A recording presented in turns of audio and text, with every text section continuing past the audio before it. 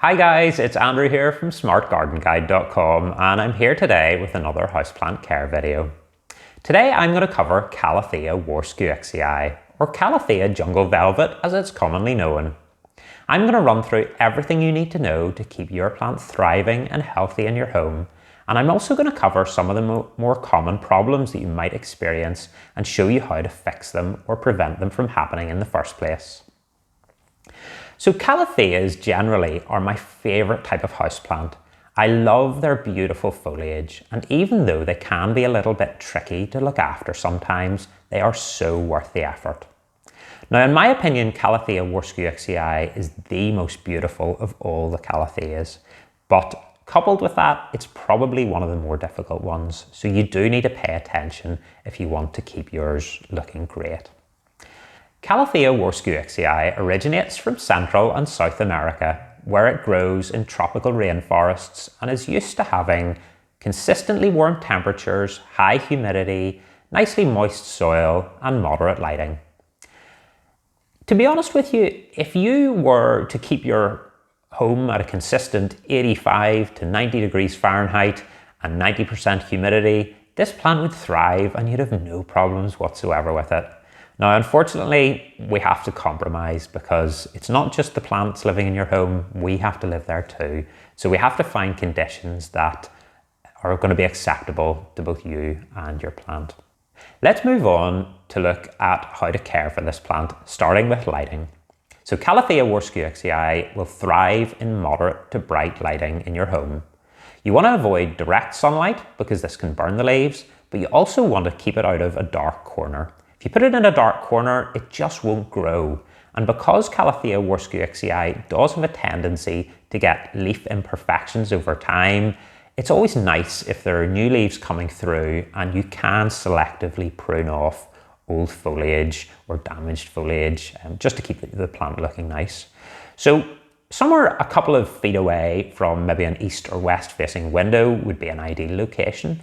I keep my plant in a sort of northeast facing room, and I actually keep it within 3 or 4 feet of the window, and this seems to work very, very well. My plant will put out a new leaf or two every month, and it really seems quite happy. The next thing we're going to look at is watering, and this is an absolutely crucial aspect of care. Calathea warscewiczii needs consistently moist soil, lightly moist soil all the time. So you want to check the soil every couple of days, and once the surface feels dry to the touch, you want to water the soil thoroughly. You want to make sure that the soil, that all the soil gets wet uniformly and the root ball gets wet. You don't just want to add a little bit of water at a time. But similarly, after you water your plant, you want to make sure that all the excess water drains out of the pot so that the soil isn't soggy and the roots aren't left actually sitting in a puddle of water.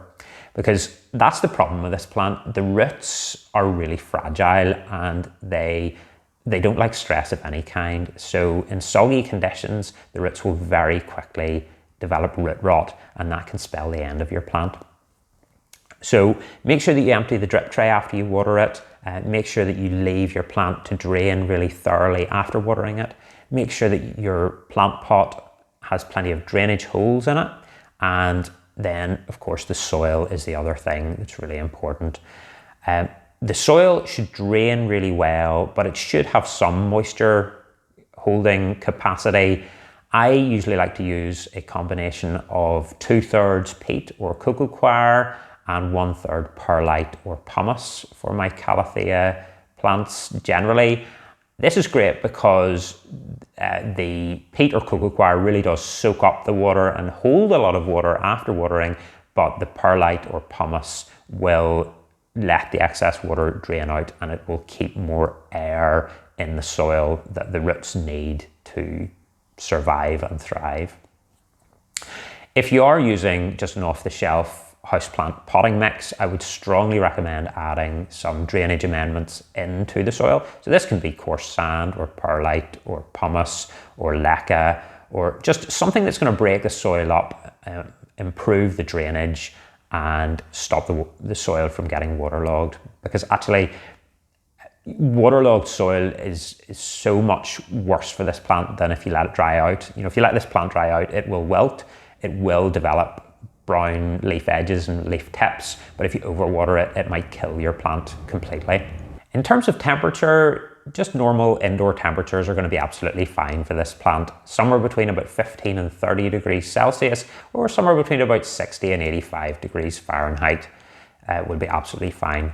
What this plant hates is drafts, so hot or cold drafts, so keep it away from drafty windows, heating vents, radiators, air conditioning vents. It wants just really consistent temperatures. So if you see your plant getting brown patches, brown edges, or just looking progressively more and more unhappy, and you think you're giving it good care conditions in every other way, think about drafts, because this can actually be a big factor in the quality of the foliage. I think we'll chat about humidity next, and arguably I should have talked about this earlier because humidity is crucial for Calatheas, and it's even more crucial for Calathea warscewiczii. You know, if you were able to keep the humidity levels at 90% all the time, you'd have no bother with this plant. That's not really going to be acceptable for humans to live in, but if you can keep humidity levels at least 50% and ideally 60 to 70%, this plant will really thank you for it. The best thing that you can do is just get a digital humidity monitor to keep an eye on what the humidity levels are doing in the room that you're growing your Calathea Jungle Velvet. And if you notice that humidity levels are down in the 30s or 40s, you really should take steps to improve humidity. So a humidity tray, a humidifier, group your plants, you know, even moving your Calathea warscewiczii to a bathroom or somewhere where it's going to be exposed to more humidity. Any of these things is great. What I wouldn't do is mist your Calathea warscewiczii. Typically, misting will cause sort of mineral deposition on the leaves, and it can spoil the look of them, and it can also increase the risk of fungal or bacterial leaf spot diseases. So avoid misting, but any other way that you can increase humidity, go for it, because the higher the better, essentially. In terms of getting this plant to grow to its fullest potential, you want to make sure that you're fertilizing it a little bit on a regular basis. The foliage is sensitive, so if you over fertilize it, it'll get, again, brown leaf tips and brown leaf edges, but I typically just use a water soluble balanced houseplant fertilizer. I just put a wee tiny bit in the water when I'm watering it, maybe every 2 to 4 weeks. So I essentially make it up to about a quarter of the strength that I would for outdoor plants, and just you know, fertilize it when I'm watering it about once a month or thereabouts. You don't need to fertilize it during the autumn and winter because the plant isn't really growing. It's just in the growing season in the spring and the summer when it's actively putting out new foliage. And you really will notice a big difference if you're fertilizing this plant on a regular basis. It will produce new foliage much more rapidly, and it will lead to the plant looking an awful lot better. Pruning wise, really very little required. Every now and then, one of the lower leaves can turn yellow or brown and die just as the plant grows new leaves, so you want to prune these off. Similarly, if there are any damaged leaves that you really don't like the look of and are spoiling the look of the plant, just prune them off pretty much at the base, where they emerge from the soil. Otherwise, no pruning required. Propagation wise, this plant can be propagated by division. You can't take stem cuttings or anything, but you can, if the plant gets particularly big and you're repotting it, you can divide the rhizome and split it into 2 or more plants. And that brings us, I suppose, on to repotting.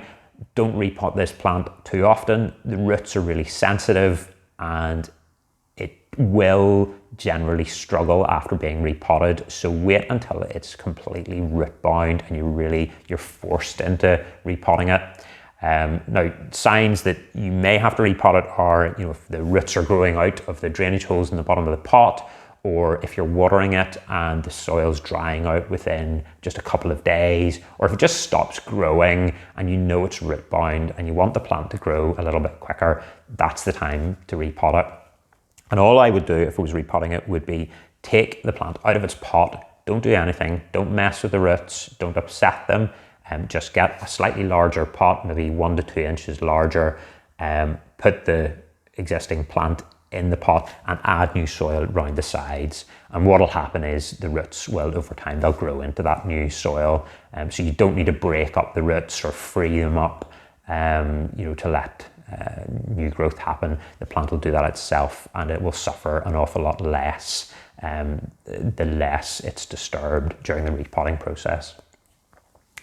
In terms of diseases and pests, I would say this plant is probably reasonably susceptible to both.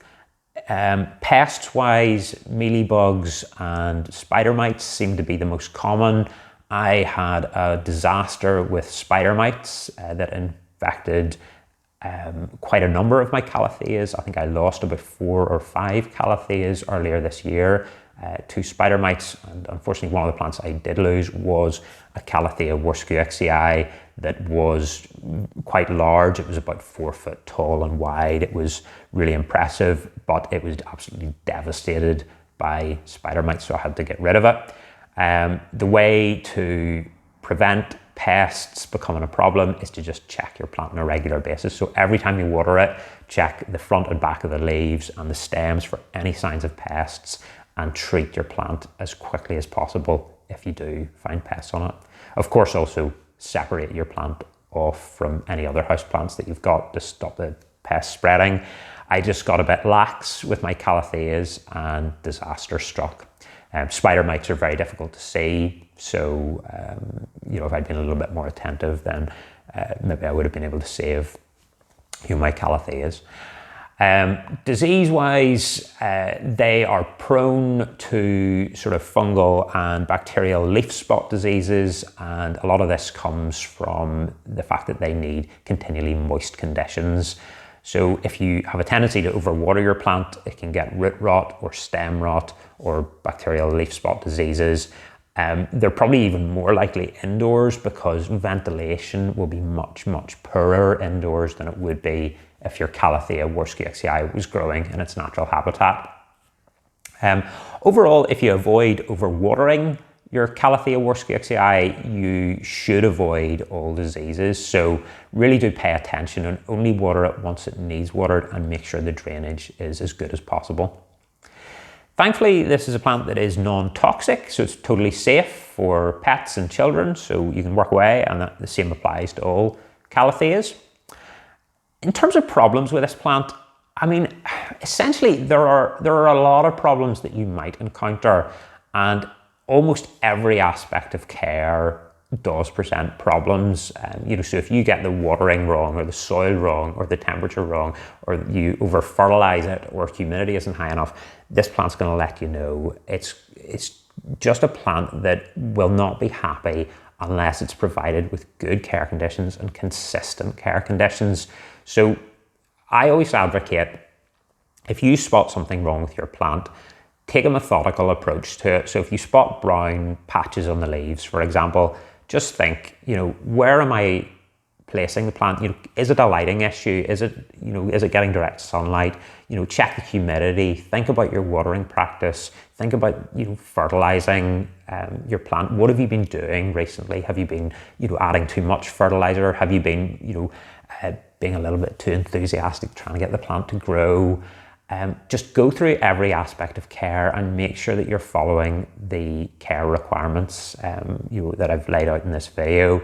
And typically you will find the source of the problem.